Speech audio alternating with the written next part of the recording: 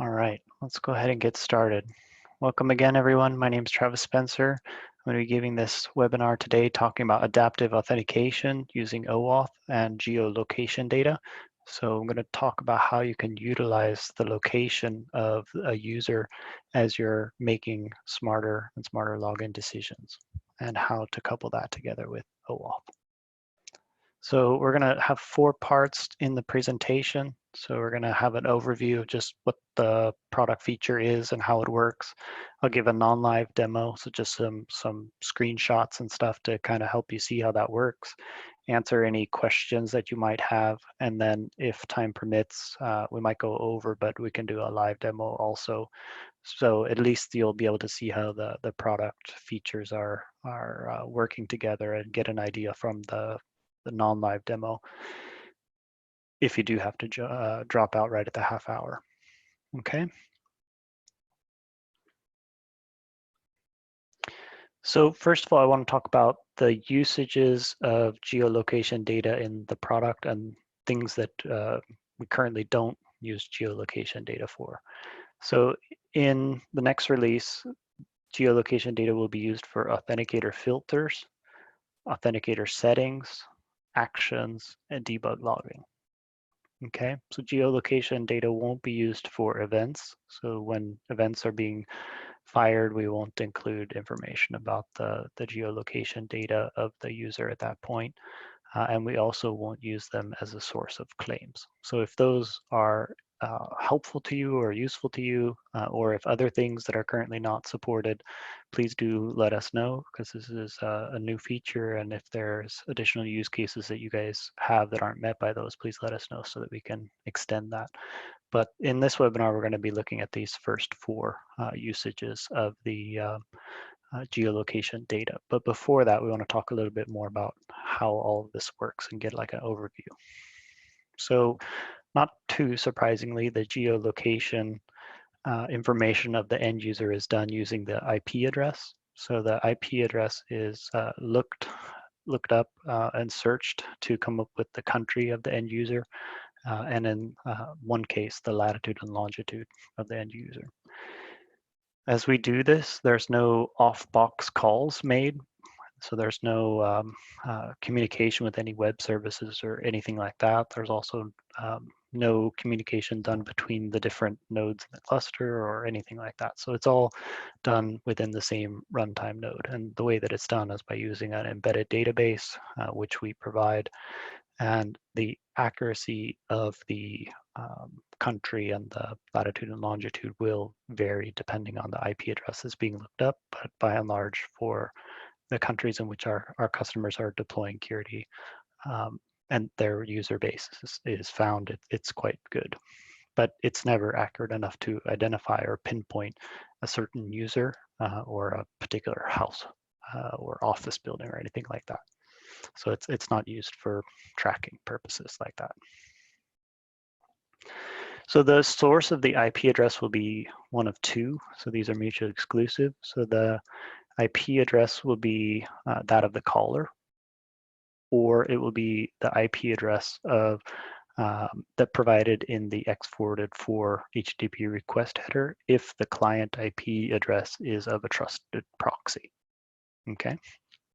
Usually it's going to be the second case because Curity is almost always behind a reverse proxy.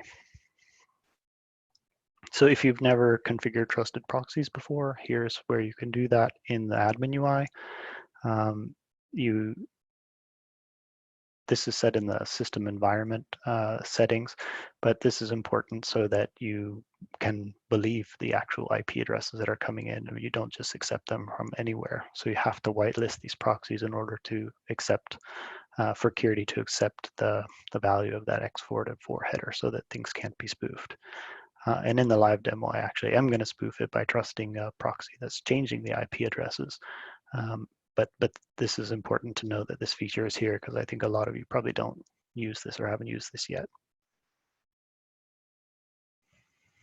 All right, there's a couple caveats you also need to be aware of besides, not being able to pinpoint a specific user or house or office or that level of accuracy. You also cannot detect whether or not a user is on a VPN.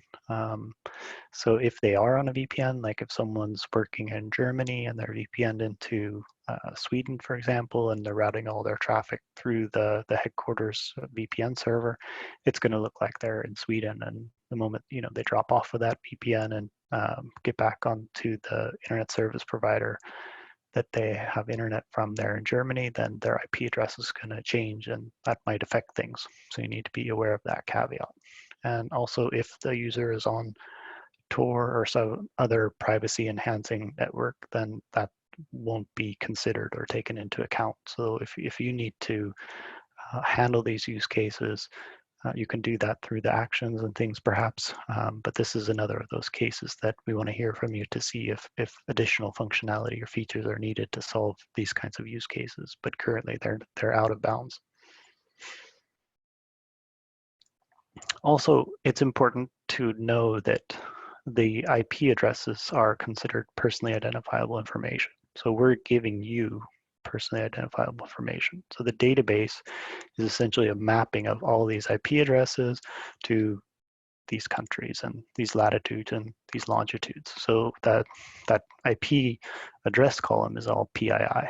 And in order for you to receive that, you have to be willing to take that PII into consideration and be responsible for that things. After it's actually running and configured and users are logging in and actions are being executed, most of these actions, like we'll see, are storing the information in the bucket. And for those of you who don't know, the bucket is it's just a blob of whatever data associated with the user. So in the case of the geo actions, that's always geolocation information. So it's user to country code that they are currently in or were last in, or all the country codes that they've ever logged in from, or the latitude and longitude of their last login. And those things by themselves are not PII, but in connection with the user in that bucket, they probably are. So you need to be aware that that bucket then will contain PII, and you can create different buckets then that you might use for other purposes, where you maybe have stricter controls and tighter restrictions on that because it does contain that PII. And I can show you that during the live demo if you'd like to see it. So a little bit about availability. So the database is downloaded and installed separately. So when you install Curity from a Docker container, or you just download the tarball from our website and run it like you always have, it won't include the geolocation database in it. So you have to go and actually kind of opt in to receive it. And you'll get that from the developer portal. Okay, and the features for geolocation, they're all available in 5.1, which is coming out very, very soon, probably sometime next month. Also, the IP addresses, these could change all the time. New IP addresses are being created. Users are asking that their IP addresses be removed. They're being reallocated to new countries, so the associated data is changing. So that the actual database and the rows within that database are changing all the time. So we update this on a weekly basis, and to make it easier to be able to get that, you'll be able to download it through the release API. So you can download the product right now using the release API. If you go on the developer portal right there in the download section, you also have download via API.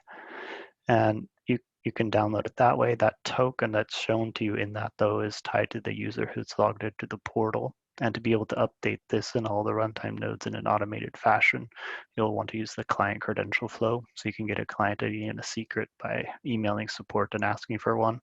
And in the not too distant future, you'll be able to generate a dynamic client that can do the client credential flow, and then you'll have your credential right there in the developer portal as well. And it's important that you have some sort of process for updating the geolocation data using that release API or some other technique on a regular basis, so that as the information in that database changes, you have the most recent information. That's a little bit about updates. So now let's talk about the usages of the geolocation data. Remember I mentioned that you can use it for Authenticator filters, Authenticator settings, and actions. So let's look at those. So Authenticator filter, if you never use this feature of the product, it's a way to filter in or filter out certain authenticators from the view of the user on the Authenticator selector page. There's existing filters for like CIDR ranges, like the network IP address ranges, the user agent, things like that. So this is just another of those Authenticator filters that is filtering out based on country or filtering in. So it will remove the authenticator from the view of the user if they're in a certain country, or it will only show the authenticator if they are in a certain country. So it's user experience only, just to add or remove based on the location information of the user. So here is an example of a filter where I have called it bank ID in Sweden. The filter type is geo country, and I have reversed the filter so that it will exclude all other countries that are not matching the one here I have in my country list. So every country except Sweden will cause this authenticator to be filtered out, and the list of authenticators that it should filter out is this one I called bank ID number 1. So then I apply it to a certain OAuth client or a service provider in the authentication profile. And I do that here under the user authentication settings in the UI, specify the filter should run for this particular client. And when it does here, you see this client has 3 authentication methods that are allowed: the bank ID, HTML, and SMS. And so then when a user comes and they're not in Sweden, then they'll see the screen on the left, and the only login methods that will be available to them is SMS and username password. Whereas if they are in Sweden, based on their IP address, then the bank ID one will be visible. So it just reduces the sort of clutter that the end user would have to deal with, since it doesn't apply to them. It's not a security thing. For security, we have Authenticator Settings. So every authenticator that you have, even those created by the SDK, using the SDK, have this new setting where you can specify certain countries should or should not be able to access, or users who are within a certain country should or should not be able to execute this authenticator. And this is run, this logic, this restriction is run before the actual authenticator executes, whereas actions, which we'll get to in a bit, are running after login. So this is nice, because if you were going to go through the whole process of getting logged in and then you're told like, hey, you're not in the right country, you can't log in, that's sort of bad user experience in that sense. And also you want to fail fast. So these settings will be able to be used for that purpose. And in the user interface, these are under the advanced settings for every authenticator. Okay, so here you can see in the advanced settings, I've toggled on geographic filtering. I've said that I will allow this authenticator to actually be executed if and only if the user is in Sweden. So this is another, like we filtered in, but then we add this to like check that they are actually where we think they should be. Okay. Now let's look at actions. Remember, these are going to run after authentication or after SSO. And these can be used with any kind of authenticator. So this is to create that different workflow. You have these different steps in there, and you have lots of different ones. And maybe you've created some with the SDK. Well, now you can use these 4 new actions within your construction of that workflow. And those are new country, changed country, disallowed or allowed country, and impossible journey. Okay, let's look at what each of these are and how they work. So new country action, this will actually determine if the country that the user has never been in before, then this action will set a value of true. If they remain in the same country, then an attribute will be set to false, and then you can take take action based on the trueness of that attribute value. To see a little bit more what I mean by that, think of an action here. I've created one. It's called new country. So it's this flag with a plus sign in the UI. And I create this action. And then all I have to do is configure the bucket where this information will be stored for the user, like we talked about before, and the attribute of where to store this Boolean value. And this will store whether it will store a value whether or not the user is in a new country that they've never been in before. So it's keeping this list of all of the countries that the user's been in. And when the user comes to a country they've never logged in from before, then this will be set to true, and you can decide to do different things. So as an example, like I'm in Sweden, I'm working, I'm logging in all the time in Sweden, then all of a sudden I go to Singapore, and I've never logged in from Singapore before. So now this attribute here, which I call require second factor, this will be set to true that first time I'm in Singapore, and I'll have to maybe do something different. But then if I keep logging in from that country, from Singapore, this new country, then it will be set to false, and I might not have to do something differently. So this is new country. So I can use this in a workflow. Here I've used it in a workflow only for logon. Typically, and in the live demo, I'll show you. You will set this up also for single sign-on. Also very typical. You'll run a multi-factor authentication action afterwards, something to prove that the user really is who they say they are, because things are changing in a new and different way. But you can do anything you want to with these actions, basically. Okay, next action, changed country. So this is like you're in Sweden and working and logging in and doing all this stuff, and then you go to Canada. And first time you go to Canada, I want to take some new action, do something. And then I keep logging in and working in Canada, and no special action needs to be taken. And then I go home to Sweden and log in. Okay, the country has changed again, so maybe I want to make sure it really is the user that I think it is by doing some additional factor of authentication or taking some action. So we can use the change country action for that. So here I create a new action, and it's this little flag with the pencil on it in the UI, and then I configure an attribute. It could be any attribute you want.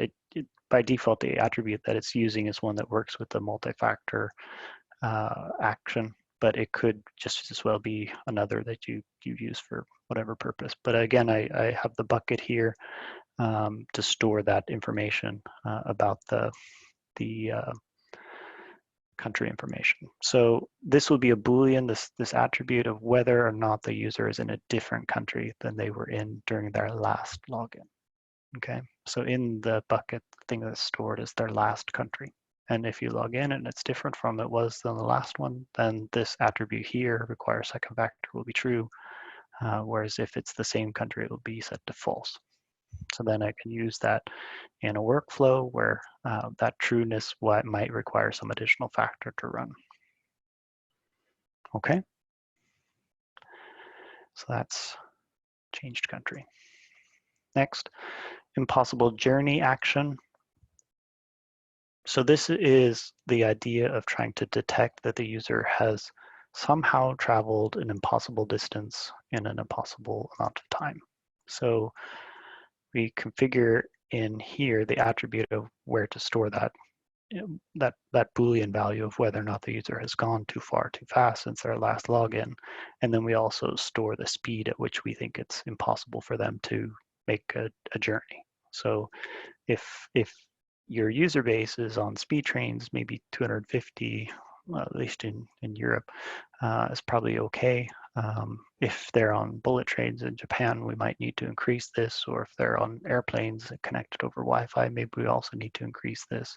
If they're just traveling by cars, we could perhaps lower this. So so whenever a user logs in, it will store the latitude and longitude of where they were during the last login, the time that they did that login, and then next time it will look at that IP address and see, okay, where is the lat and longitude of that? How many kilometers away is that? And how much speed could they have traveled? Would they have had to travel? And is it below or above that threshold? And if they've traveled too fast, then it's an impossible journey, and this require second factor attribute will be set to true, and then you can take different actions based on that.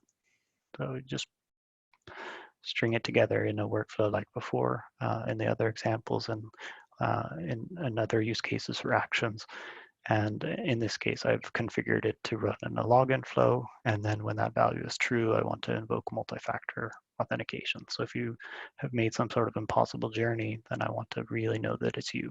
And so this is helpful in cases like if you are working in Germany and you're connected to headquarters and your VPN in Sweden, and the IP address looks like you're from Sweden, and you disconnect and really you are in Germany. I don't want to fail the login. I just want to have a better assurance that it really is you. So this, I think, is what you'll usually do of not failing the login during an impossible journey, but actually just getting some additional proofs, or maybe even just slow the login down. Like, okay, this looks strange. Maybe add a delay of 1.5 seconds or 2 seconds to the login. So the action you might have there is some sort of delay action you create or something. Okay, so that's impossible journey. The fourth action that I talked about was allow or deny country, and that works similarly to the settings on the Authenticator, but by creating it as an action, you might do some determination and some different things, some switch statements and sequences and stuff to figure out who the user is or something. So at that point, you might want to use the allowed or disallowed country, but I won't go through the flow because it's pretty similar to the ones that I just showed you. Okay. So with that, I'll open it up for questions if there are any. Otherwise, I'll jump to the live demo. So give it a sec for questions. Great. Now we'll go to live demo. So seeing is believing. So what I've done here is I have configured Curity with a authentication service and a token service profile. And in the authentication service, I have some different authenticators. All of them are HTML authenticators tied to some sort of relational database as a backend. I have a username authenticator and a SMS authenticator. So in my first one here, I have change country HTML authenticator, and I have the workflows. First of all, change country, and then depending on the value, the MFA action. So here, the bucket, set this value if the user has changed their country, and then if that attribute is true, then I want to run the SMS authenticator, otherwise do nothing. And I want to do that on both login and SSO. Okay. And then I have in my token profile that is related to that, I have a client. I have 3 clients actually. One is called change country. I have the only allowed authenticator here is the change country HTML authenticator that has that workflow attached to it. It has the OpenID scope, and it has the OAuth tools as its callback, and the only flow that it can do is the code flow. Okay, so now we over here in OAuth tools, if you haven't used this before, this is like Postman for OAuth. So I made a code flow. I have an environment here for my demo with those clients in it, and I can pick the change country. That was the one we're looking at, right? Yes, change country. So now when we run this, I'm not logged in. It's going to do this authorization flow here, do that. And the only allowed authenticator, even though I had 5 of them configured, is this particular one. My password manager has filled in the username password for me, so I'll go ahead and log in. And that's great. I got an access token, I got a refresh token. So now let's change the country. So I'll do some sneaky things with the IP addresses. So I'll just switch from the country I was in to a new one. And now if I run this, what I'm expecting is that attribute to be set to true, and I'll have single sign-on from the HTML authenticator, but the action is going to kick in and require me to do a login with a SMS. So let's see if that works. Yes, it does. I get a text message here, or a link rather, on the SMS, and I click it and I log in. I'm done, and I got an access token and a refresh token. So that's change country. The new country works similarly. I can show you that real quick. The authenticator is pretty similar. Here I have new country. It's just detecting from the bucket. Required second factor is going to be set to true or false, whether or not it's a new country. And then if it is a new country, I'm going to run SMS.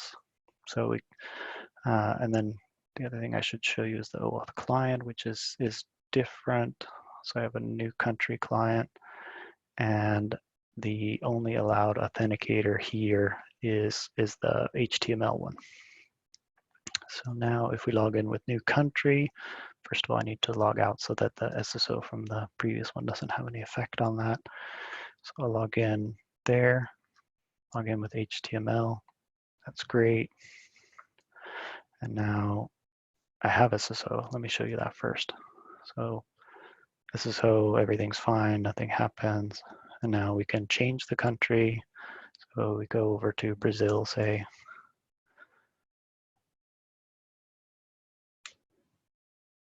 Now we get the SMS message. Oops, do the code correctly. Click the link. Link's good. Got a new access token, and now we can do this again, and the country hasn't changed, and we get back there, and now if we switch this back to Sweden, and we expect not to have to do anything with SMS because it's not a new country. It's just a changed country. Great. Okay, got a question here. How does Curity build and update PII map the IP to location? So the IP to location is done by looking up in an embedded database. So we have a database of IP addresses or ranges of IP addresses, and then from that we'll be able to determine the actual country that they're in. So it's pre-built in an embedded database, which you download from the developer portal and install into Curity. Okay, and then impossible journey. This is almost the same, so I won't show you the config because we're running out of time. Oops. In order for this demo to be effective, though, we need to make sure and log out. Okay, so now I'll do impossible journey. So I log in. That's great. Log in again. SSO is great, and I get a access token. But now if I make an impossible journey of going from Sweden to Germany, say, in a second, which is only possible on Star Trek, then we get an SMS message. And I click the link. Click that link. Now we jump back over. So impossible journey, change country, new country. And then the thing I didn't show you before was that you can create these actions here of like, I could create a allowed or denied country. So if I make one of these, I can say, okay, this is the list of countries that should be able to log in with this according when they get to this point in the flow. So you might want to do some logic. If you didn't want to do that logic, you probably just set it on the authenticator itself and say that, like I showed you before, like allow the authenticator if they're from a certain country. Okay, and then the filters, if you've never seen that before, it's here. So just make a filter, geo, select the type, geo, and then the authenticator that should be filtered in or filtered out, and then the countries to filter that by. Okay, so that is geolocation data in Curity and how we can use that together with OAuth. So as I mentioned before, this will be available in version 5.1, which will be coming out in the very near future. Hope you guys enjoy using it, and if you do, please let us know how it goes for you and if you run into any issues. Thanks, everyone.